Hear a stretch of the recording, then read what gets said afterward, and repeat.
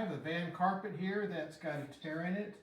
I need to get the design into the computer so I can cut another one out using the Logic Trace system to save a DXF file on my computer.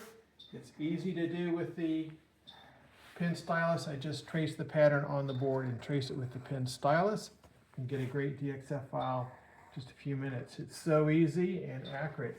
Here's where I have that torn piece that I'm going to trace around so I can get a new DXF file. The Logic Trace system, I just place any part or pattern on the board, trace it with the pen stylus, and get a very accurate DXF file. Just a few minutes for loading into any CNC machine.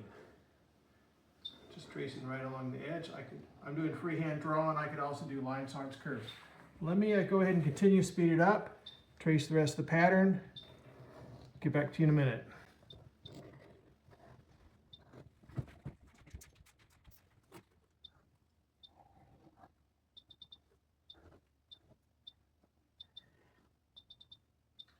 Okay, we're almost finished here. It's looking good. I've finished the last little bit here and then save the DXF file. There it is. Oh dear. There it is. It looks great. Save the file. I got one little boo-boo. I traced this pattern.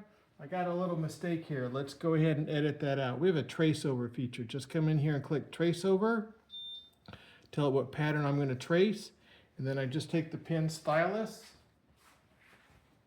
and trace the part that needs to be redone. I'm going to do this one right here.